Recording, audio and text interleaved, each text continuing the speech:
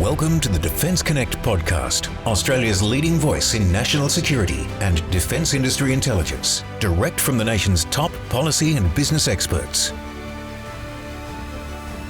Well, g'day everybody, Steve Kuper here at Defence Connect. I hope you're well, and we are down a team member today, so it is the boys. The boys are back.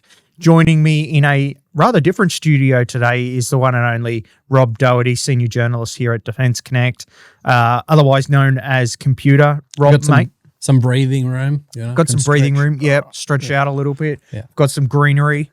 Rob, mate, how you doing? Yeah, it's been a big week, isn't it? It has well, been. Today has just been massive. Today's been huge. We'll kick off with the release, the formal launch of the 2026 Defence Industry Development Strategy, which has just kind of been announced by Minister for Defence Industry, the Honourable Pat Conroy, at an address at the National Press Club. If you haven't checked it out yet, head over to Defence Connect to get the latest coverage of the minister's speech, which is framed around this concept of progressive patriotism and an argument that investing in national defence and sovereign industrial capability is entirely consistent with and central to Labor's progressive values. And it sounds a bit One Nation, doesn't it? Progressive patriotism. It kind of. Yeah, it kind of there's does. a vibe there, Yeah. And this is really part of a growing battleground that's emerging between the left and right of Australian politics as they try and grapple with the rise of parties like One Nation and how that will play out in the formation of the next parliament following the next election, which is scheduled for sometime from May next year out to August of 2028, I believe it is. I could be wrong on that, but I think that's about right. The campaign's already begun when they start saying, "Oh, you can have $100 fuel voucher, or we're going to give a tax break for everyone. $500 or whatever." The election's coming. And it's interesting. So the 2026 DIDS builds on its precursor or its predecessor, the 2024 Defence Industry Development Strategy, focusing on minimum apprentice employment targets for all major defence primes, minimum viable contracting in order to streamline procurement. And this builds on the announcement of the standing up of the Defence Delivery Group, the DDG, not to be confused with our guided missile destroyers, which will serve as almost like the transition agency before the Defence Delivery Agency is stood up in 12 months' time.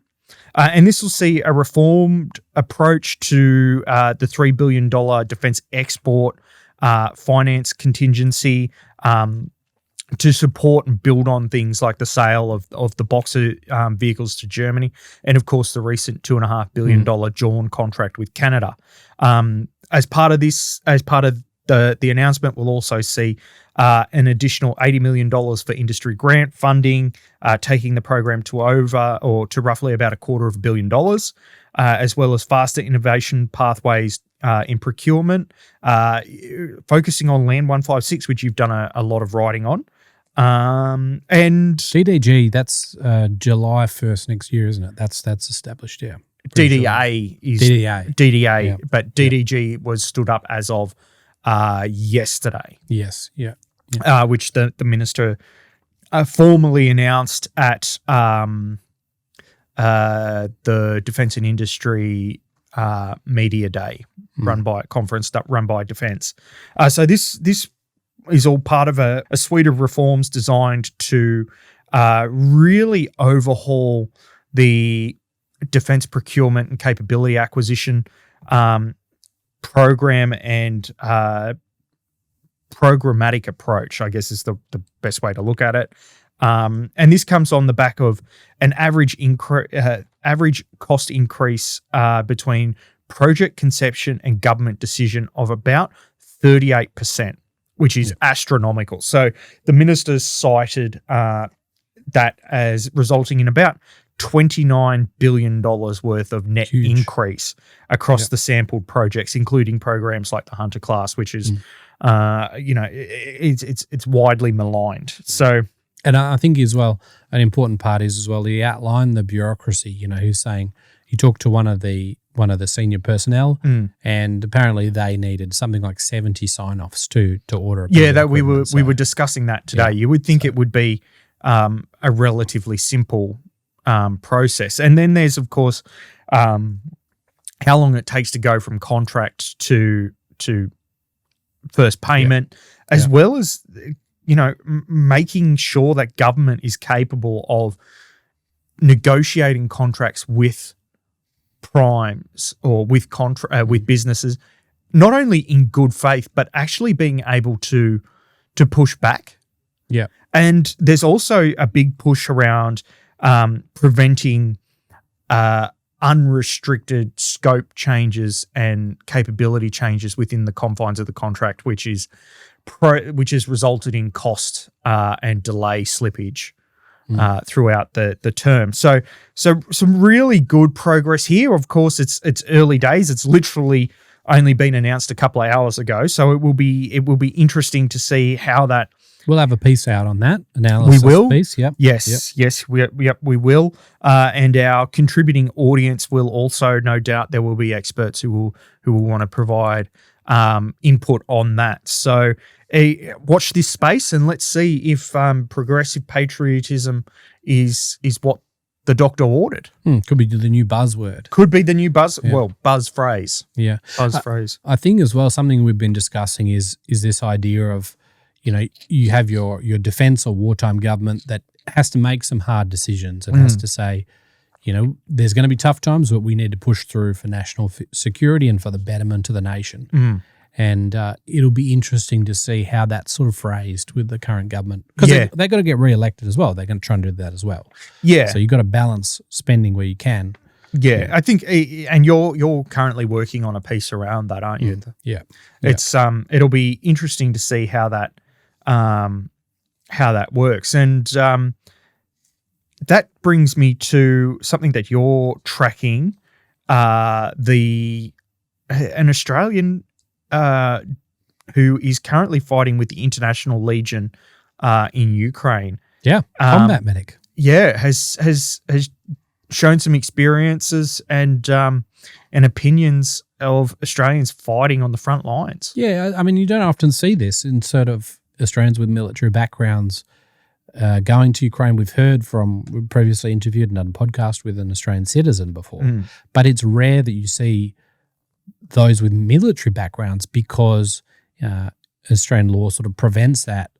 If you're currently serving or if you're a reservist, you're not allowed to fight for sort of a foreign force without defence approval, which defence, as far as we know, isn't giving for Ukraine. So, it's weird to see, I guess, some of that comments come out of Ukraine unfiltered. And in this particular one, the opinion was that this person had a military background, had done the training, but wasn't getting anything out of it in Australia, and so decided to go across to Ukraine and help out there.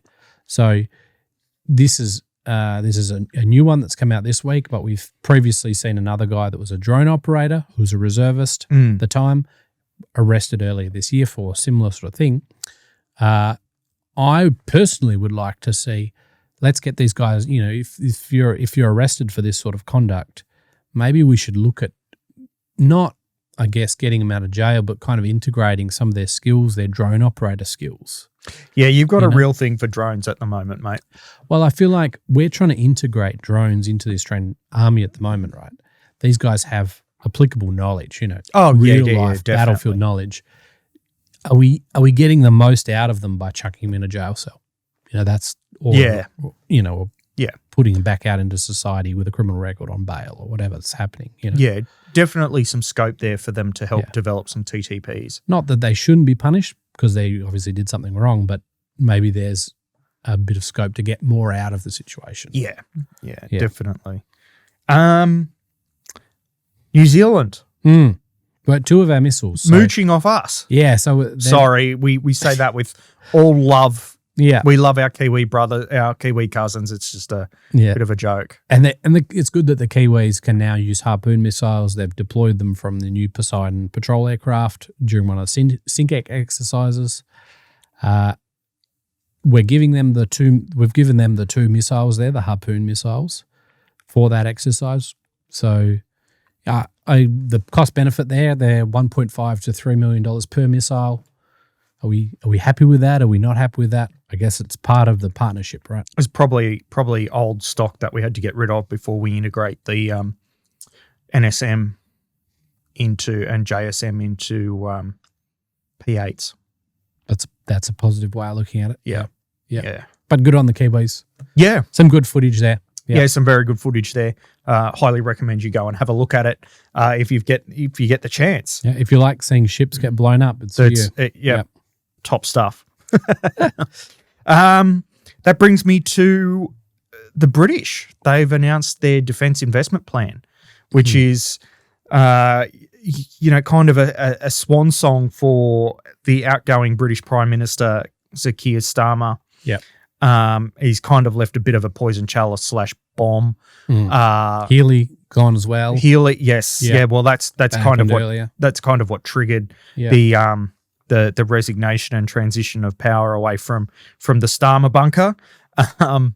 It's interesting. They've managed to carve out an additional £15 billion, so about 30 billion Australian, from the Exchequer, which is a massive shortfall from what they were actually asking for. Defence in the UK was asking for about £30 billion. So what's that, about 60-ish billion Australian? Yeah. So basically our entire defence budget. There's been some surprises. In particular, there is a cut to the Royal Navy's Type 45 replacement program. They will not be replacing them with a like-for-like destroyer class vessel. They're going to a common combat vessel, a CCV, which will work in close collaboration with a hybrid navy is what they're terming it. So it will be huge focus on uncrewed systems in a frigate capacity, a sloop capacity, and then a corvette capacity. I could be wrong on that last one. Yeah. I mean, they've got some problems, don't they? As far as we know, the maintenance on some of their surface vessels and the submarines is a bit wanting. They've got a lot in maintenance, not many active duty.